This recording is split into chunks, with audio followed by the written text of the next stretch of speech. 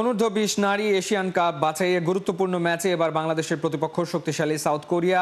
ভিয়েন্তিয়ানে রবিবার বিকাল ৩টায় শুরু হবে ম্যাচ।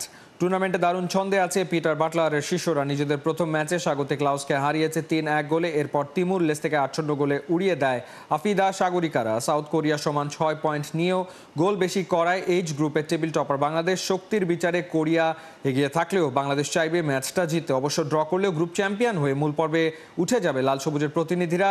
ড্র করলেও বাংলাদেশ গ্রুপ চ্যাম্পিয়ন হয়ে সরাসরি কোয়ালিফাই করবে অনূর্ধ্ব-20 নারী এশিয়ান কাপে। অবশ্য হেরে গেলেও বেস্ট 3 রানার্স আপ দল হিসেবে কোয়ালিফাই করার সুযোগ থাকবে বাংলাদেশের জন্য।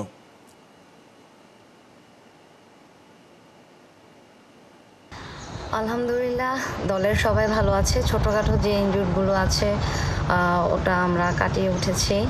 আর টেকনিক্যাল ব্যাপারে কোচ হচ্ছে আজকে মিটিং আছে সন্ধ্যার দিকে। হেড কোচের পক্ষ থেকে যা মেসেজ দেওয়ার দিয়ে দিবে। আজকে আমাদের রিকভারি সেশন ছিল, সুইমিং ছিল, স্ট্রেচিং ছিল, যারা গেম খেলেনি তাদের সামরিক জিম ছিল। তো সব মিলে আজকের দিনটা ভালো উপভোগ করেছি।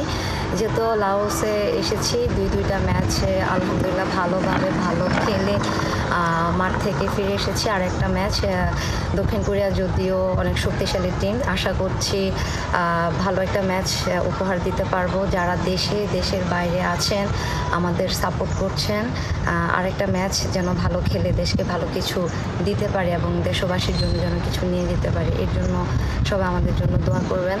আরেকটা ম্যাচ যেন ভালো কিছু করে ইনশাল্লাহ আরেকটা হাসি সবার জন্য যেন নিয়ে যেতে পারি।